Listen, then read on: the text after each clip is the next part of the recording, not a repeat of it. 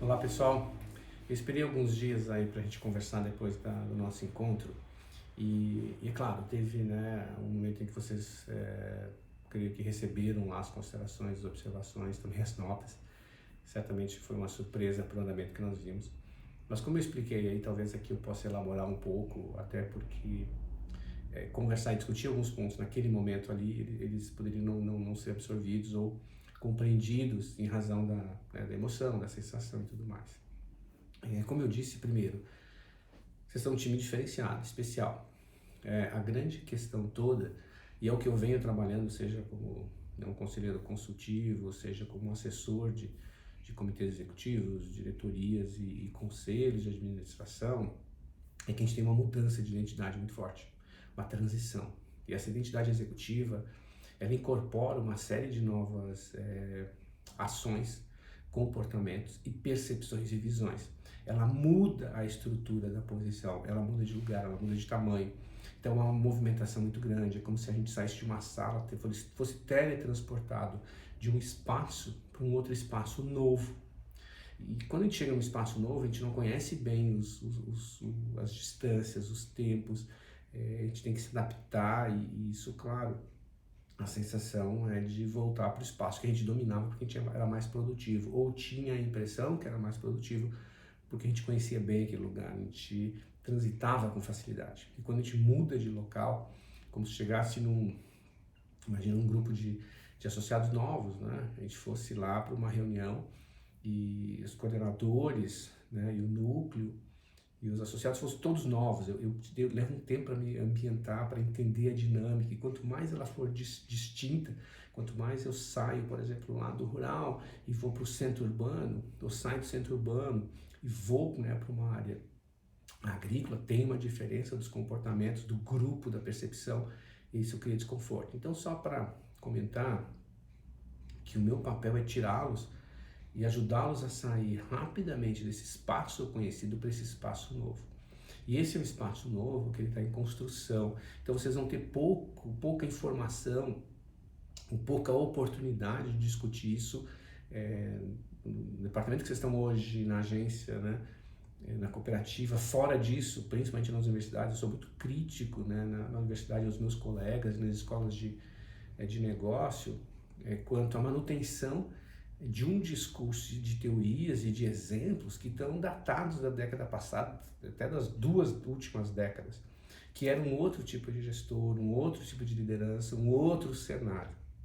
Então parece que há uma resistência, inclusive, dos próprios docentes e pesquisadores em alertar e acelerar e dar consciência, né, aos executivos, aos alunos, aos participantes de programas de especialização e MBA, sobre essa grande mudança. E aí vem o aspecto que é natural. Nós também, executivos, pesquisadores, né, dada a nossa natureza humana, temos as mesmas resistências, obstáculos, e tentamos lidar com uma situação nova usando as ferramentas que nós dominávamos. A questão toda é que eu preciso desenvolver novas ferramentas e técnicas para a nova realidade. E aí entra, por exemplo, os estilos de liderança, que é o que a gente vai ver na próxima sequência. Mas para isso, eu preciso mudar também a minha visão, a forma com que eu vejo e como eu atuo. Por isso, então, que a gente teve o curso lá de história para ver a força de vocês, o de identidade para mostrar que é necessário mudar o meu conjunto de narrativas, ou conjunto de narrativas que eu faço de mim mesmo em relação a como eu vou lidar com os desafios. E aí, o programa de visão. De visão é como é que eu, estabelecendo essa nova visão, à luz dessa nova identidade, tomo as ações necessárias. É nesse momento que eu percebi que vocês mantiveram o mesmo modelo de análise e de entrega que era feito antes para uma situação nova. Por isso o descompasso. Isso é natural, era esperado. Aliás, eu cantei a bola para vocês. Eu falei lá no curso de identidade que o próximo curso de visão ia ser meio crítico, ia doer um pouco, que todos, né, teríamos que refazer, porque é exatamente isso. Eu saio de uma situação conhecida, em que eu tenho ferramentas e formas conhecidas, e vou para uma nova. E na nova é natural que eu tente usar e fazer uso e lançar mão daquilo que eu mais domino para lidar com essa situação nova. Só que a situação nova exige ferramentas novas, e aí eu preciso ter desprendimento de passar a adotar essas ferramentas. Então, encorajando, né? Diz o ditado a primeira geração é aquela que caminha 10 quilômetros e que constrói, trabalha 16 horas e constrói. E aí quando ela constrói patrimônio, vem o filho e ele entra, né?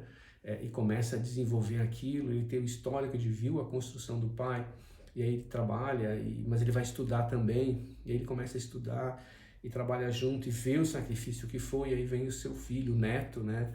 Vem a terceira geração, e aí ele quer dar para a terceira geração, né? Para os seus netos. Uma educação, né? Um espaço para discussão, para cultura, para o lazer, e aí diminui, né, essa carga daquele trabalho todo, porque ele não quer também o sofrimento. E aí essa terceira geração se desenvolve num espaço então um pouco mais confortável, e aí quer dar para a quarta geração uma oportunidade de viver mais intensamente. Então eles dizem, né, que a primeira geração constrói, a segunda, né, atua junto, a terceira desfruta e a quarta desiste do negócio, né? Então vocês devem saber que 1% apenas das companhias e organizações no mundo passam da terceira geração. E é exatamente porque tem esse movimento. Uma outra história é, né, que o primeiro caminha 10 quilômetros, o filho caminha 2 e anda de carro, o terceiro só anda de carro próprio, de Uber, né? E o quarto não criou musculatura, e aí o quarto vai estar no momento de transição, andando lá no seu Mercedes ou na sua espaçonave, e a quinta geração, por perder a referência, volta a ter que construir de novo e caminhar, porque não restou nada do que a terceira e quarta consumiu. Então tem várias abordagens, várias linhas que mostram que o primeiro ganha musculatura, o segundo é poupado, o terceiro ele começa a perder, e aí o quarto não tem forças. Então tem ditado que momentos difíceis fazem homens fortes criam momentos fáceis, e momentos fáceis geram homens fracos, que é uma outra forma de dizer a mesma coisa. Então, em geral, o que a gente está dizendo é que eu estou colocando obstáculos para vocês aqui, para que vocês ganhem uma musculatura e possam fazer essa transição, superar essa primeira barreira do histórico que a gente tem, que foi preparado e formado para uma realidade que já mudou. Então a gente tem que olhar para os sinais, mesmo que a consequência não tenha chegado, mas olhar para os sinais e se antecipar. Mas o primeiro que se antecipa é o primeiro a bater de frente nesse obstáculo, nessa barreira, mas cabe a nós derrubar essa barreira e abrir espaço para que os nossos times venham já para uma nova realidade, sangrando menos, né? Tendo menos desafio e tendo que fazer menos esforços. Então, cabe a nós, nesse momento, sermos essa liderança, esse agente de liderança, esse agente de transformação que transforma a realidade. E aí, a gente não só tem que propor as mudanças que são necessárias, nos antecipando a esse futuro que a gente desconhece através dos sinais, envolvendo e persuadindo os nossos times a irem juntos. Aspecto esse que os times não fariam, não fosse ter a confiança que eles têm em nós. Então nós temos que nos legitimar com o time, assegurar a confiança deles, engajá-los para uma realidade nova, desafiadora, desconhecida, e que eles vão ter resistência, medos naturais. E cabe então nós encorajá-los e mostrar que nós já estamos nesse passo e é o caminho mais seguro. Então, indiferente do que aconteça no futuro, nós temos que estar preparados. Por isso que quanto mais a gente exercitar, quanto mais a gente afinar, quanto mais nos desafiarmos, mais bem preparados estamos para esse futuro, seja ele qual for. E o meu papel aqui em organizações e trabalhando com vários executivos, e atualmente eu me dedico quase que exclusivamente a executivos aí do C-Level, é de ajudá-los a pensar nisso. E não pensem que essa é uma dificuldade que só vocês têm. Eu encontro, e o pessoal aqui na consultoria fala que eu compro muitas dessas rupturas, porque eu falo isso para executivos, né? E eles, posso até um dia convidar um deles para falar para vocês. Um deles diz assim: Marcos, eu sofro, e ele falou pro time dele, né? Estavam lá vários gerentes, superintendentes, ele diz: eu sofro da síndrome de Estocolmo, porque a primeiras reuniões que eu tive com o Marcos de Executive Coaching, eu discuti, saí da sala, liguei para ele, falei que era um absurdo, e depois, com o tempo, eu fui percebendo que entre o objetivo e a expectativa que eu tinha e as ações que eu vinha fazendo, eu estava disposto, tinha uma distância muito grande. E aí, né, o Marcos me fez ver e tomar consciência de qual que era essa distância. E aí, me requerer e me perguntar, ele dizendo isso, o que seria necessário para realizar aquilo que eu desejaria, que eu assumisse a responsabilidade pelas mudanças e ações necessárias. E aí, muito claro, tem esse propósito e eu preciso avaliar como é que eu saio daqui para chegar aqui. E tem um grupo de ações. Se essas ações elas são muito desafiadoras, se eu não vejo a razão de ser para isso, eu não vejo propósito para isso, ou eu aproximo, diminuo esse objetivo mais perto para eu me sentir à vontade para isso, ou eu tenho que agir de maneira muito intensa para acontecer. Então vejam, o exercício de identificar o propósito é isso. Que propósito é esse? Que olhando para ele, eu consigo responder a questão. Faz sentido as ações para chegar aqui? Ou o esforço que eu vou fazer é muito maior do que a sensação de realização? Portanto, eu tenho que diminuir isso até na medida em que o esforço é equivalente à sensação de realização. E tudo bem, não tem problema. Eu só preciso ter consciência disso. O que eu não posso é querer algo lá em cima, fazer uma ação que me leve para cá e depois me sentir frustrado porque eu não conquistei. Então, o grau do meu esforço, ele tem que ser avaliado à luz do grau de realização que eu desejo. Eu quero essa posição me realiza, ela me traz a segurança de que eu vou poder transformar e fazer no mundo aquilo que eu desejo. Se eu sou a mudança que eu desejo, sim, eu estou realizado.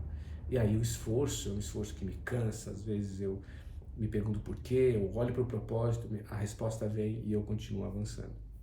Então essa sensação que vocês sentiram, ela é natural, ela era esperada, e eu já vinha comentando, mas acho que muitos acharam que era apenas uma retórica, apenas uma conversa para criar turbulência. Não, ela é natural para aqueles que desejam fazer transformações, porque sair do casulo, poder rasgar aquele casulo, dói muito, né? Como você sabe da libélula, ela faz um esforço gigantesco, ela passa horas ali, às vezes um dia fazendo um esforço incomensurável, tentando abrir a saída dali. Quando ela sai dali, a musculatura possibilita que ela voe. E aquela vovozinha aqui passando, vendo aquele esforço todo, lembrando do neto, fala, pra que tudo isso? E ela abre o casulo, faz um pequeno incisão, um cortezinho, e a libélula cai no chão e passa a vida se arrastando. Não realizou a razão de ser dela, porque faltou o sacrifício. E essa dor, esse esforço que nos dá o real valor das conquistas que nós temos. Se não houve esforço, se não houve sacrifício, se foi fácil, normalmente o grau de realização baixa, não se comemora.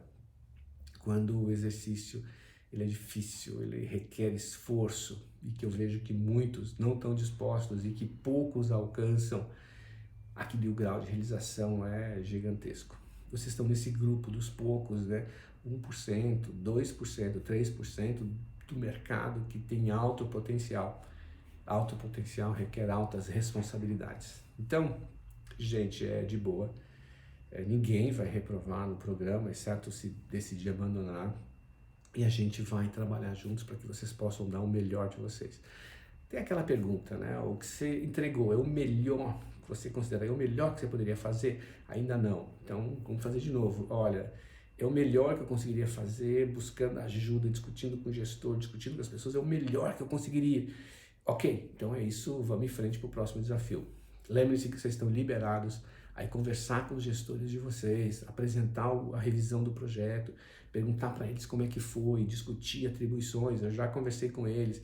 Se instiguem, mas não aceitem facilidades. O gestor disser, cara, tá legal, manda assim, dê um tapinha no ombro, rediscute, busca outro interlocutor, conversem entre vocês. É importante aquele gestor que olha e fala, estou sentindo falta, é isso mesmo, o que mais pode fazer? Sobe essa régua, você consegue mais que isso, quer dizer, que te instiga, que te leva vocês a usarem tudo isso que vocês têm, que trouxe vocês até aqui, fizeram vocês fazer parte desse programa, e certamente é o que vai garantir a consecução do propósito, da realização pessoal de vocês e da estratégia daquilo que a cooperativa necessita. Então, gente, conta comigo, estou do lado de vocês, a gente está junto, e o meu papel aqui é ir mostrando os desafios, é colocando obstáculos. Quando vocês superarem um, virá outro. Não vai, o meu papel não é facilitar em nenhum momento. Se vocês chegaram até esse nível, vai ter um nível seguinte. Se vocês chegassem ao anterior, teria também. Se vocês superassem isso mais do que ninguém, teria ainda assim. Ou seja, até onde a gente pode ir, como é que a gente amplia o limite, né, do que vocês acreditam ter de limite. Como é que a gente amplia esse limite, vai para além dele, né? Explora, vai além, porque isso, quanto mais eu faço, mais eu me realizo. Então, vocês têm toda a minha confiança, têm todo o meu apoio, me acionem, vamos lá, a gente está junto nessa, ninguém vai ficar para trás, a gente vai chegar todo mundo junto lá, até porque esse é um compromisso nosso, entre nós, estão lembrados? Cada um de nós é responsável por cada um dos demais colegas e todos são responsáveis por cada um. Então, juntem-se, discutam, atuem mais, cooperem de maneira mais intensa nesse programa, nesses projetos de vocês, porque ele é de vocês, não estão cumprindo um plano, um programa da cooperativa, é um programa de vocês, em favor da cooperativa. Mas ele é de vocês, essa conquista vocês vão carregar com vocês, tá bom? Contem comigo. Espero ter explicado aí essa dinâmica, ela não é diferente de qualquer processo de executive coaching que eu faço. As pessoas, né, os executivos, né, nível C-level, já fiz para presidente, diretores, superintendentes, gerentes, eles sempre sentem esse desafio inicial, cria um desconforto enorme, e aí depois no final eles vão entendendo. Estou até com essa ideia pensando aí convidar um deles para falar um pouco da experiência, como foi um alto executivo num processo de coaching com um cara que não dá espaço para acomodação e os provoca, e eles acham que chegaram. Eu falo, se chegou até aqui sozinho, imagina se a gente discutir até onde a gente pode ir, a gente coloca uma régua maior. E eles falam, cara, essa régua não para. Isso, acostuma, porque essa é a nova realidade, né? Tudo muda o tempo todo, isso não muda mais, e cabe a nós subirmos a régua antes que alguém venha e puxe a régua. Então, não dá oportunidade para ninguém puxar a régua e dizer que a gente está atrás. A gente tem que empurrar essa régua, subi-la antes que qualquer um faça, né? Então, o pessoal, os diretores aí tem que perceber que a gente está puxando a régua mais rápido do que eles imaginavam, porque a gente não dá tempo deles exigirem que a gente se mexa, porque eles subirem e falam, vocês estão aí atrás, vocês têm que acelerar. Não, a gente já está acelerado e a gente está pautando, a gente está determinando a velocidade das conquistas, os novos projetos, as novas fronteiras. Tá joia?